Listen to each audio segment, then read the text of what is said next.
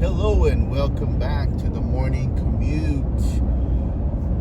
Loluma, Loluma. It is a beautiful morning.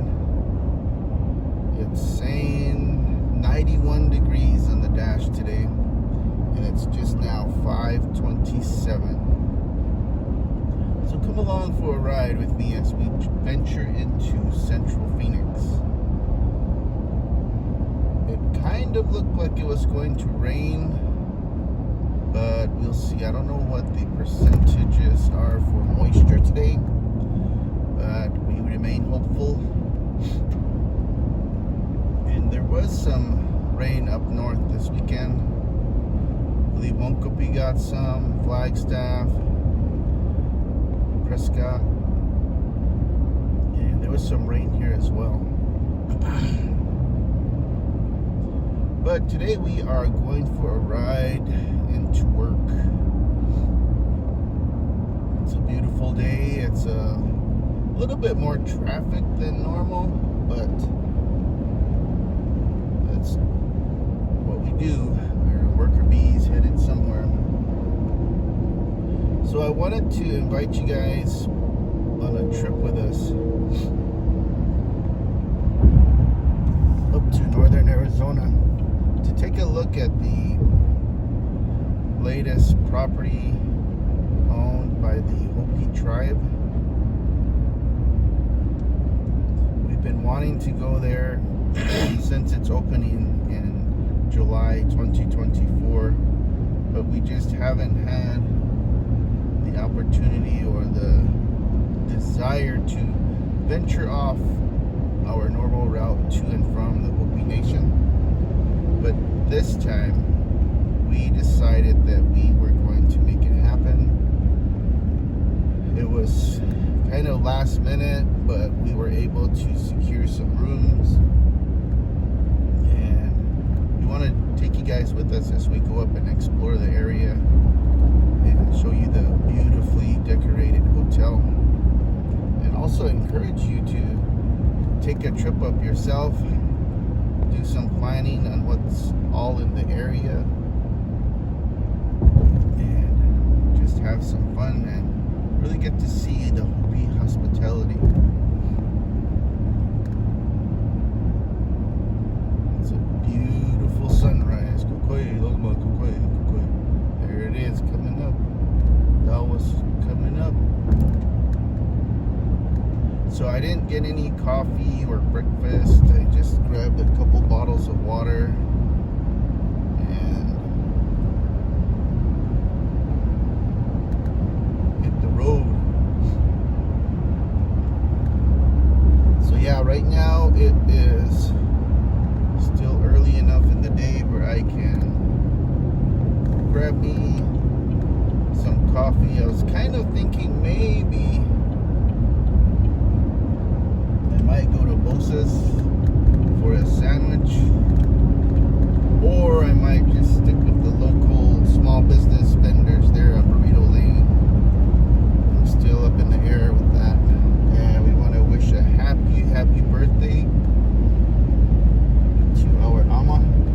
Today is her birthday, so happy birthday, Ama. I hope you have a great day. There's been a few birthdays already this month, and so July is one of the busy ones for us. July and October.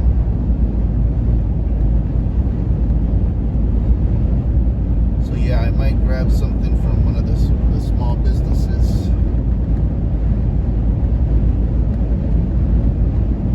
And right now I got the truck's running good. We got some Goodyear Eagles wrapped all the way around. And we've got us a rebuilt transmission. I just need to get some, maybe a brake flush and maybe an alignment and oil change. But yeah, everything's running good. I've been wanting to get these Goodyear Eagles for a little bit, not for the longevity or really major durability, but mostly just for the ride, just to see how it feels again. Because originally the vehicle came with these tires,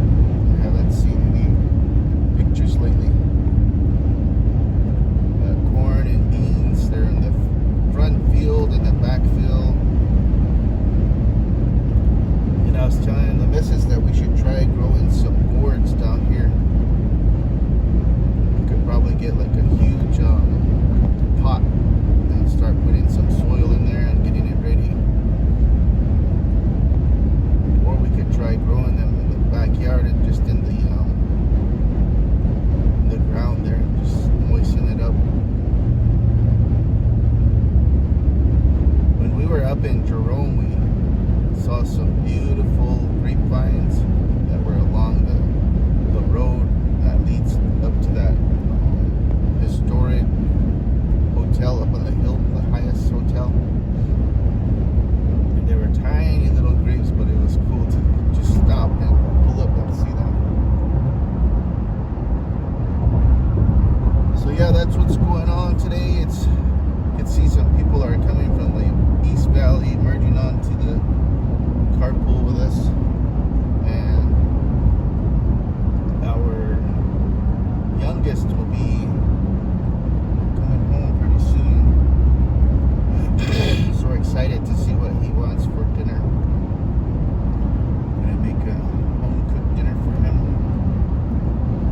We did a little bit of a celebration before he left as well.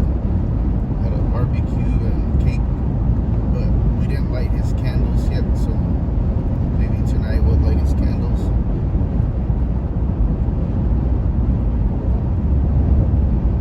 So let's see what's going on in the news real quick. The lawsuit is focused on some of his recent actions on vaccine policy. It alleges that Kennedy's decisions on COVID. This week, a worker in Scottsdale was killed in a bee attack. A local expert tells us how others can prevent similar tragedies. Bees are an essential part of the valley ecosystem, but do pose some danger to humans, says Arizona beekeeper Alex Garcia. If bees are attacking, he says to cover your face, eyes, and ears, seek an enclosed space like a car, and most importantly, try to remain calm. So if they are already attacking, and there's a bunch of them, 911, get the fire department to come out, and unfortunately, yes, they will have to kill them, but human life always comes first. However, he says if you have a hive on your property not posing immediate danger, call a beekeeper so they can be safely removed immediately. Ballin Overstoles, KTR News. The Phoenix City Council has approved new requirements on data centers opening in the valley. There will be some noise level thresholds, and data centers will be recognized as a specific kind of use under city codes with specific restrictions. Chris Murphy with the Phoenix Fire Department is in support of the change. When APS or SRP are no longer able to provide the energy required, these facilities will bring in small-scale local nuclear reactor. His worry is increased power needs from data centers could result in dangerous fire situations, urging the city to ensure the centers comply with fire code. A notable change for security checks at the airports. It's a major shift for anyone who flies. The TSA is letting people keep their shoes on. For nearly 20 years, removing shoes has been a hallmark of the general security line. The agency has not officially announced this change, but the policy appears to be taking effect at airports across the country. Passengers who trigger the alarm at the scanners or magnetometers will be required to take their shoes off for additional screening. Passengers with TSA PreCheck have been able to keep their shoes on for years. That is ABC's Allison Cossack. You know, it's amazing. One dude on one airplane tried to light his shoes on fire with bombs in them. What, and 2001? Yeah, 20 years ago. And we have had to take off our shoes at the airport since. Yeah. That aggravates me. But everything does. Right. Coming up in moments, we're going to take you live once again to Kerrville, Texas to get the latest on the flooding and the aftermath. Right now, here is in for John Roller, Bill Henderson in the Valley Chevy Dealers Traffic Center. Jim, it's a good 3 miles of slowing, heavy slowing that awaits you southbound 17 from Bethany Home Road down through that crash approaching the Stag. It's off to the right-hand side. I'm looking at the cameras right now. They're loading the last vehicles up on flatbeds, so keep your fingers crossed. They should be out of the way shortly. Inbound side of I-10 as you come off those ramps from the 101, kind of sluggish in through 83rd Avenue with that second stretch of slowing that awaits you around 51st Avenue. One Service Street collision, a car pedestrian crash along Union Hills just west of 19th Avenue. Traffic brought to you by Rhino Shield. Rhino Shield's unique 3M ceramic technology reflects UV rays away from your home's exterior and is backed by a 25-year warranty. For a free estimate, visit... All right, folks, if you're planning on coming this way, you might want to leave a little early. You saw that